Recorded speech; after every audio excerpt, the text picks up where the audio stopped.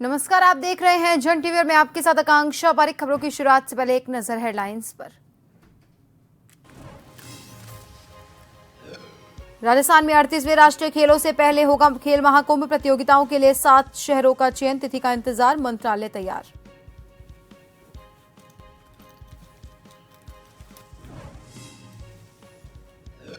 देहरादून के पलटन बाजार में पुलिस का सत्यापन अभियान तेज। एसएसपी के निर्देश पर कार्रवाई, अब तक 300 से ज्यादा लोग हिरासत में।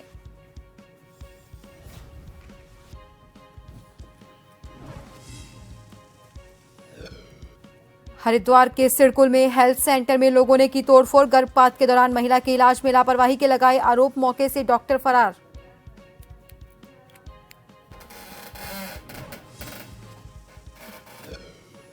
हरिद्वार के जिला अस्पताल में डॉक्टर ने शराब के नशे में एम्बुलेंस ड्राइवर से की मारपीट। अस्पताल में तोड़फोड़, घटना का वीडियो आया सामने।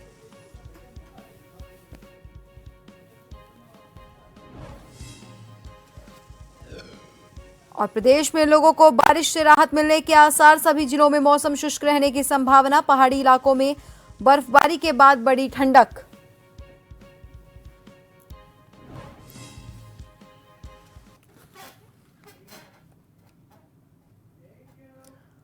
और अब खबरें विस्तार से। उत्तराखंड में इस साल अक्टूबर-नवंबर के मध्य में प्रस्तावित 38वें राष्ट्रीय खेलों की 38 प्रतियोगिताओं के लिए राज्य के 7 शहरों का चयन हुआ है, लेकिन अभी तिथि का चयन नहीं किया गया है।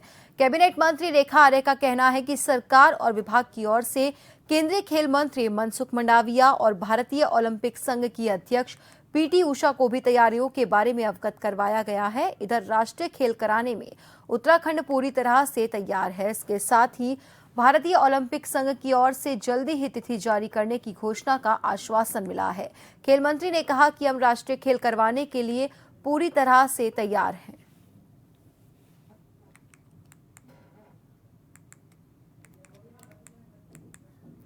बता दें कि राष्ट्रीय खेलों की प्रतियोगिताओं के लिए प्रदेश के 7 शहरों का चयन किया गया है। ओलंपिक संघ की ओर से जल्दी ही तिथि की घोषणा भी हो जाएगी और इसके बाद में उत्तराखंड में 38वें राष्ट्रीय खेल होंगे, जहां पर अक्टूबर-नवंबर के मध्य में ये खेल प्रस्तावित हैं।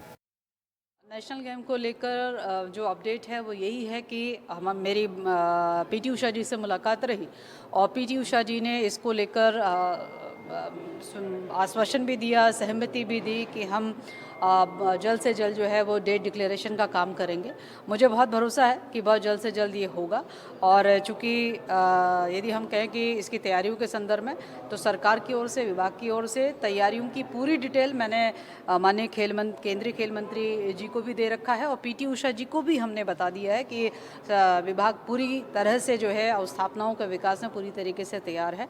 हमें नेशनल गेम कराने में हम पूर्णतः सक्षम हैं और इसलिए हम प्रत्याशा में हैं कि जल्द से जल्द तिथि की घोषणा होए और हम उसकी तैयारियों को जोर शोर के साथ में कर सकें। और इस खबर पर ज्यादा जानकारी के लिए हमारे साथ हमारे सहयोगी हिमांशु बरमोला सीधा हमारे साथ लाइव जुड़ चुके हैं। हिमांशु, उत्तराखंड में 38वें राष्ट्रीय खेल होने हैं, इसके लिए 7 शहरों का चयन किया गया है। कौन कौन से ये शहर हैं? इसके साथ ही प्रदेश स्तर पर क्या कुछ तैयारियां इन खेलों को लेकर की जा रही है? निश्चित रूप से आपको बताना चाहता हूं कि उत्तराखंड को 38वें राष्ट्रीय खेलों की मेजबानी मिली है और ये मेजबानी पिछले साल 2023 में जब गोवा में हुआ था, उसके बाद उत्तराखंड का ये नंबर आया है और उत्तराखंड इस स्थापना दिवस के अवसर पर 9 नवंबर को ये मेजबानी उत्तराखंड को मिली थी। इसके बाद लगातार देखा जा रहा है कि जब से मेजबानी मिली है तब से लगातार जो है तैयारियां की जा रही है। राज्य सरकार इसको लेकर तैयारियां कर रहा है, खेल विभाग भी इसको लेकर तैयारियां कर रहा है। हालांकि इसमें अभी तक जो अपडेट है वो ये है कि अभी तक भारतीय ओलंपिक संघ की ओर से जो है तिथि जारी नहीं हुई है और जो राष्ट्रीय खेल होने हैं वो अक्टूबर और नवंबर की माह में होने हैं। इसके साथ ही साथ अगर बात कर ली जाए तो कहीं ना कहीं जो राष्ट्रीय खेल होने हैं उसको लेकर सरकार ने अपनी अवस्थापना या बुनियादी ढांचे की बात कर ली जाए उसकी तैयारी पूरी कर ली है। इसके साथ ही साथ जो राष्ट्रीय खेल होने हैं वो देहरादून जिले में होने हैं और उधम सिंह नगर में होने, हरिद्वार में होने और नैनीताल, ये इन 4 जिलों के 7 शहरों में ये राष्ट्रीय खेलों की प्रतियोगिता का आयोजन होना है। इसके साथ ही साथ गढ़वाल मंडल की अगर बात कर ली जाए तो गढ़वाल मंडल में 15 खेलों का आयोजन होना है, माफ करिएगा 23 खेलों का आयोजन होना है और इसके साथ ही साथ कुमाऊं मंडल में 15 खेलों का आयोजन होना है। क्योंकि 38वां राष्ट्रीय खेल है और ऐसे में भारतीय ओलंपिक संघ की तरफ से 34 जो खेल हैं उनको कराने का जिम्मा जो है वो मिला हुआ है। इसके साथ ही साथ जो राज्य होता है उसको भी एडिशनल गेम जोड़ने का मौका मिलता है। तो इसी कड़ी में जो उत्तराखंड राज्य है उसने 38वें नेशनल गेम के को देखते हुए 4 और जो गेम है वो एडिशनल ऐड किए हैं, यानी कि उत्तराखंड में 38वें राष्ट्रीय खेलों में 38 जो है गेम्स कराए जाएंगे। और इसके साथ ही साथ जो बुनियादी ढांचे हैं वो पूरी तरीके से इस वक्त उत्तराखंड में तैयार है और क्योंकि जो खेल मंत्री है रेखा आर्या वो लगातार समीक्षा बैठक भी कर रही है और मुख्यमंत्री ने पहले भी लगातार जो है समीक्षा बैठकें की थी और इसके लिए खेल जो विभाग है उसको राष्ट्रीय खेल करवाने के लिए हाई पावर कमेटी का गठन किया था और इस कमेटी की अध्यक्षता जो है मुख्य सचिव को दी थी। इसके साथ ही साथ जो है खेल सचिव इसमें शामिल किए गए थे। सबसे बड़ी बात यह है कि जहां एक और राज्य सरकार पूरी तरीके से 38वें राष्ट्रीय खेलों को कराने के लिए पूरी तरीके से तैयार है, बुनियादी ढांचे को पूरी तरीके से विकसित कर दिया गया है। हर शहर में जहां पर भी ये गेम होने वहां पर पूरी तरीके से तैयारी कर ली गई है। लेकिन 38वें राष्ट्रीय खेलों की लेकर जो तिथि है वो अभी भारतीय ओलंपिक संघ की ओर से जारी नहीं की गई है। इसके साथ साथ दुविधा ये भी है कि सबसे बड़ी बात दुविधा यह है कि जो तिथि तय न होने के कारण अभी तक जो उत्तराखंड में राज्य स्तरीय खेलकूद प्रतियोगिता होनी थी वो भी यहाँ पर नहीं हो पाई है। क्योंकि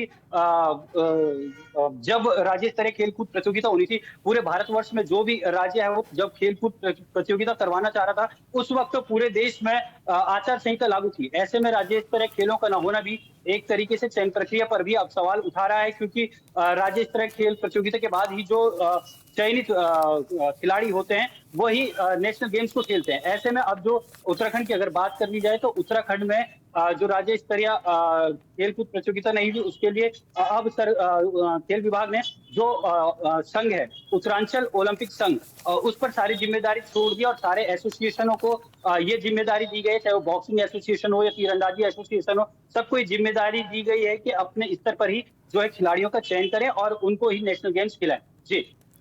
जी बहुत बहुत धन्यवाद हिमांशु तमाम जानकारी के लिए और हमसे जुड़ने के लिए। तो आप सभी को बता दें कि उत्तराखंड में 38वें राष्ट्रीय खेलों की आयोजन होना है जहां पे उत्तराखंड को ये मेजबानी मिली हुई है। इसके लिए सरकार जुट गई है। अक्टूबर नवंबर में ये खेल खेले जाएंगे। इसके साथ ही 7 शहरों में ये गेम्स आयोजित होंगे। और इसी के साथ रुक करते हैं हमारी अगली खबर का। पिथौरागढ़ जिले में यूथ कांग्रेस के राष्ट्रीय सचिव ऋषेंद्र महर के नेतृत्व में सिलथाम तिराहे पर इकट्ठा होकर बीजेपी नेता और मंत्री रवनीत बिट्टू का पुतला दहन किया गया। कहा कि भाजपा के मंत्री, विधायक और नेताओं की ओर से बार बार देश के नेता विपक्ष राहुल गांधी के खिलाफ जहर उगला जा रहा है। यहां तक कि इनके मंत्री और संतरी उनको मारने तक की धमकी दे रहे हैं, जो बीजेपी के चरित्र को दर्शाता है। कांग्रेस जनों ने चेतावनी दी है कि अगर जल्दी ही रवनीत बिट्टू और अन्य जहर उगलने वालों के खिलाफ कार्रवाई नहीं हुई तो उनको पद से बर्खास्त नहीं किया गया तो युवा कांग्रेस सड़कों से लेकर सदन तक विरोध प्रदर्शन करेंगे।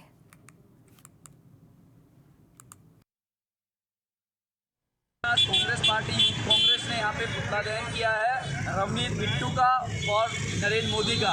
हम सीधे तौर पे कहना चाहते हैं कि हमारे जो नेता राहुल गांधी हैं वो देश के लोगों की आवाज़ बन के लोगों तक जुड़ रहे हैं, उनकी आवाज़ को उठा रहे हैं, गरीबों, मजदूरों, किसानों और युवाओं की। लेकिन इनके नेता उनको धमकियाँ दे रहे हैं, उनके खिलाफ अमर्यादित बयानबाजी कर रहे हैं। इनके मंत्री ये तक कह रहे हैं कि आप अपनी दादी की तरह आपका हर्ष होगा। मैं कहना चाहता हूँ कि उनकी दादी ने इस देश के लिए शहादत दी है, उनके पिता ने इस देश के लिए शहादत दी है।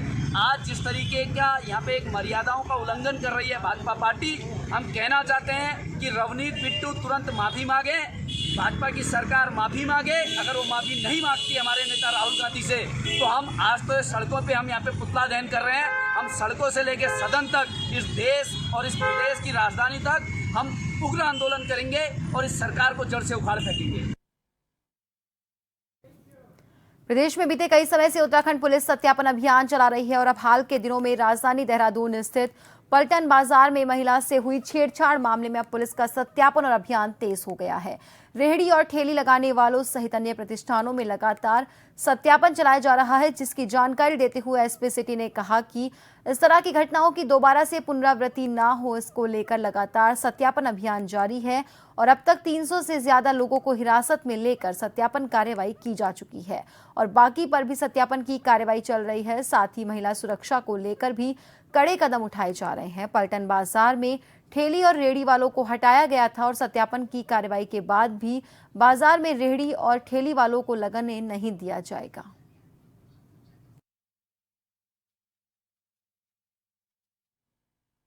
देखिए, ये हमारा जो कोतवाली का जो पलटन बाजार क्षेत्र है, तो उसमें हमारे द्वारा लगातार डेली जो है सुबह भी और शाम को भी डेली सत्यापन का अभियान और साथ में जो अतिक्रमण किए हुए हैं उनको भी हटाने का अभियान लगातार जारी है इसमें। और जैसे कि अगर आप डेटा की बात करें तो तकरीबन 300 साढ़े 300 से ऊपर व्यक्तियों को हमारे द्वारा जो है डिटेन किया गया था, फिर उनका सत्यापन अभी करवाया गया है और काफ़ी लोगों का पेंडिंग है। तो उनको हिदायत दे दी गई कि जब तक उनका सत्यापन पूर्ण नहीं हो जाएगा किसी प्रकार की वो व्यावसायिक गतिविधियां नहीं करेंगे। इसी प्रकार जो फल ये रेहड़ी हैं, ठेली हैं, रिंग्स वगैरह हैं, तो आपने देखा भी होगा कि अभी हमारा जो है मार्केट इनसे बिल्कुल क्लियर हो गया है और आगे भी ये जारी रहेगा क्योंकि आने वाले समय में हमारा त्योहारी सीजन भी आने वाला है। तो बिल्कुल मार्केट को साफ सुथरा करना और उसको अतिक्रमण मुक्त करना, यही हमारा उद्देश्य है। हरिद्वार के सिडकुल थाना क्षेत्र स्थित रोशनाबाद हेल्थ केयर सेंटर में देर रात स्थानीय लोगों ने जमकर तोड़फोड़ की। दरअसल एक महिला के गर्भपात के दौरान डॉक्टर्स की लापरवाही से उसकी हालत गंभीर हो गई, जिसके बाद लोगों में आक्रोश फैल गया। मौके पर पहुंची पुलिस ने स्थिति को नियंत्रित किया, लेकिन घटना के बाद हेल्थ केयर सेंटर के डॉक्टर्स वहां से फरार हो गए। स्थानीय लोगों का आरोप है कि रोशनाबाद में कई अवैध क्लिनिक चल रहे हैं, जहां इस तरह की घटनाएं लगातार होती रहती है। स्वास्थ्य विभाग को कई बार शिकायत की जा चुकी है, लेकिन कोई ठोस कार्रवाई नहीं हुई है। लोगों का कहना है अगर जल्दी ही इन अवैध अस्पतालों और क्लिनिकों पर सख्त कार्रवाई नहीं की गई तो इस तरह की घटनाएं और बढ़ सकती हैं।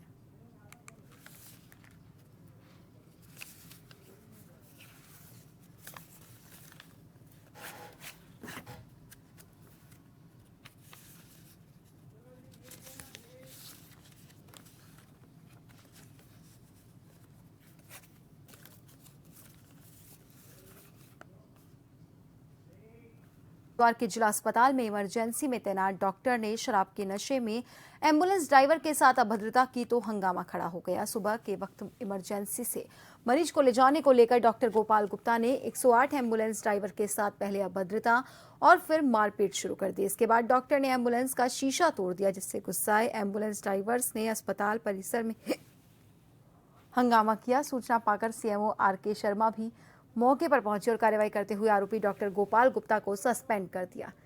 घटना के दौरान एक वीडियो भी सामने आया है, जिसमें डॉक्टर गोपाल गुप्ता लोगों और पुलिसकर्मियों के साथ गाली गलौज करते हुए और धमकी देते हुए नजर आ रहे हैं।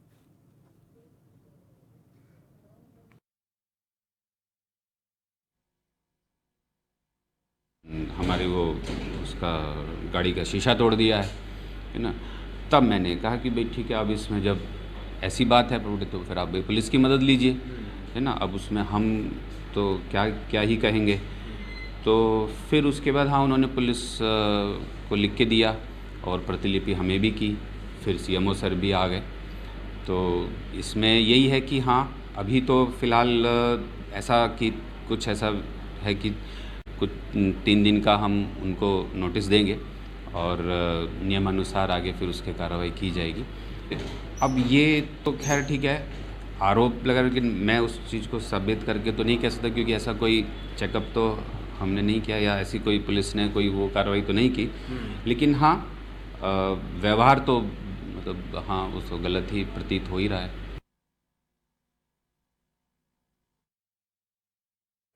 उत्तरकाशी यमुनोत्री हाईवे पर बीती शाम को डामटा के पास क्यारी पुल से यमुना नदी में एक गाड़ी अनियंत्रित होकर यमुना नदी में गिर गई। सूचना मिलते ही तत्काल चौकी डामटा से पुलिस टीम मौके पर पहुंची और उक्त दुर्घटनाग्रस्त गाड़ी में सवार 2 घायल व्यक्तियों को पुलिस टीम ने स्थानीय लोगों की मदद से रेस्क्यू कर निकाला और इलाज के लिए प्राथमिक स्वास्थ्य केंद्र डामटा में भर्ती करवाया गया।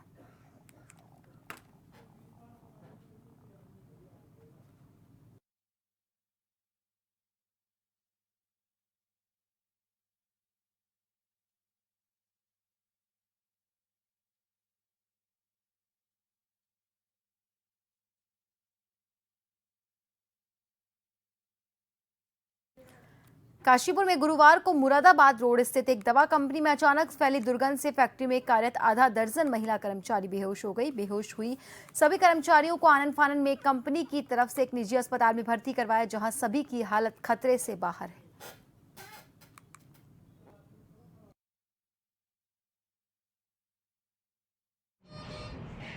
कुछ केमिकल गिरने के कारण स्मेल हुई जो ये बर्दाश्त नहीं कर पाए, जिस कारण इन्हें चक्कर आ गया। उसी दौरान तत्काल प्रभाव से हमने इन्हें यहाँ हॉस्पिटल में इनका ट्रीटमेंट के लिए एडमिट करवाया। अब सभी महिलाएं स्वस्थ हैं, घर जाने के लिए तैयार हैं।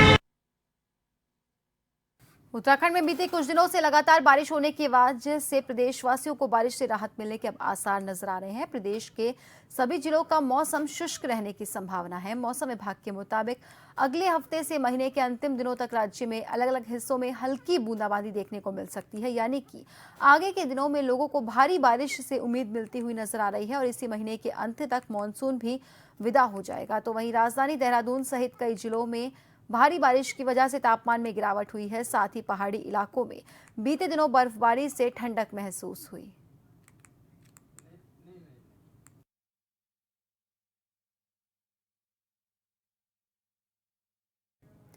पहाड़ों की रानी मसूरी में भारतीय जनता पार्टी द्वारा प्रधानमंत्री नरेंद्र मोदी के जन्मदिवस को सेवा सप्ताह के रूप में मनाया जा रहा है, जिसको लेकर मसूरी के राधा कृष्ण मंदिर के सभागार में रक्तदान शिविर का आयोजन किया गया, जिसमें भारतीय जनता पार्टी के कार्यकर्ताओं के साथ स्थानीय लोगों ने बड़ी संख्या में प्रतिभाग किया। भारतीय जनता पार्टी मसूरी के पूर्व मंडल अध्यक्ष मोहन पेटवाल द्वारा रक्तदान शिविर का शुभारंभ किया गया।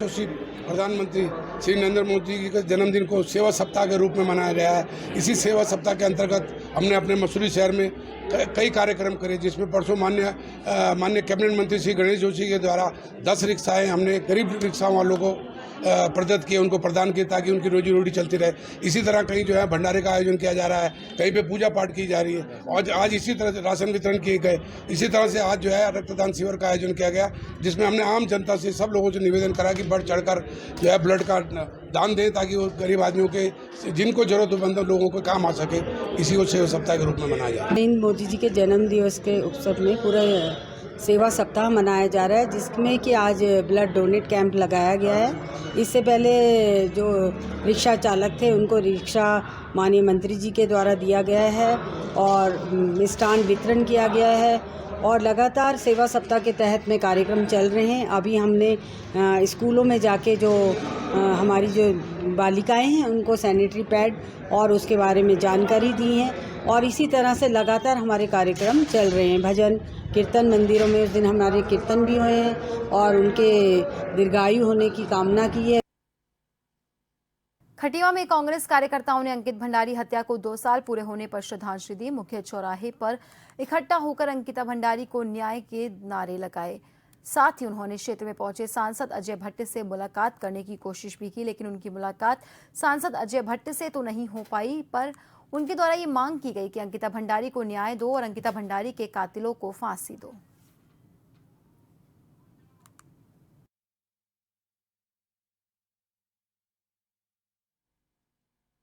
मेरे अंदाज से अभी तक अभियुक्त तो जेल में है और जो कानून होता है कानून अपना काम करता है साक्ष्य के आधार पर। हम कहीं पर भी हमारी सरकार ने कोई कमी नहीं करी है। सभी लोग कानून के जो गिरफ्त में होंगे वो आएंगे ही अंदर और कुछ आ ही गए हैं। जो मुख्य अभियुक्त आ गया है तो उसके बाद मैं समझता हूँ कि कानून जैसा भी दिशा निर्देश देगा और माननीय न्यायालय जैसा निर्णय करेंगे उसके आधार पर ही कार्रवाई होगी। आज अंकिता हत्याकांड को पूरे 2 वर्ष हो गए। आज दूसरी पुण्यतिथि है बालिका बच्ची की।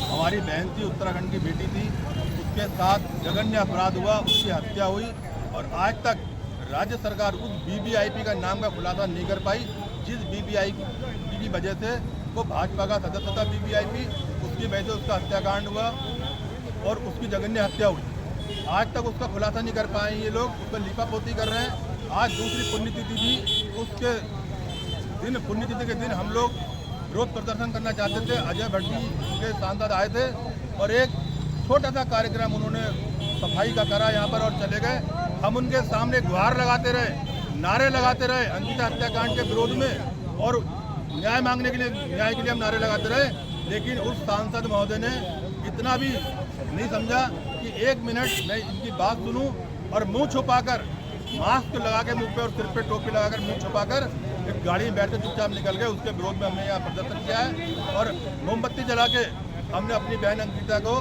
श्रद्धांजलि अर्पित की। पिथौरागढ़ जिलाधिकारी विनोद गोस्वामी ने नगरपालिका को शासन उत्तराखंड द्वारा नगर निगम का दर्जा प्राप्त होने पर व्यवस्था और कार्यों की विस्तृत रूप से जानकारी ली। जिलाधिकारी ने कहा कि सरकार की मंशा है कि नए नगर निगम का स्वरूप बेहतरीन हो सके ताकि पिथौरागढ़ की आम जनता को व्यवस्थित सुविधाएं मिल सके और इसी के मद्देनजर जिलाधिकारी ने ईओ नगरपालिका राजदेव जायसी से नगर निगम विस्तार से संबंधित के अलावा अन्य अभिलेखों के साथ तलब करने के निर्देश दिए।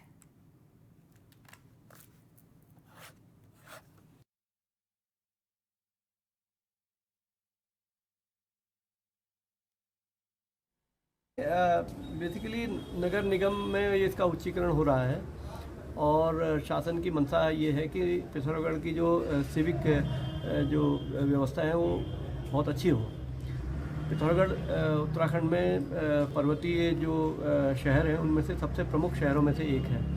इसका निरंतर विस्तार भी हो रहा है और यहाँ पर सुविधाओं को बढ़ाने के लिए सरकार के द्वारा विभिन्न योजनाएं भी चलाई जा रही हैं। उसमें से एक नगर निगम का गठन भी है, नगर पालिका उच्चीकरण करके।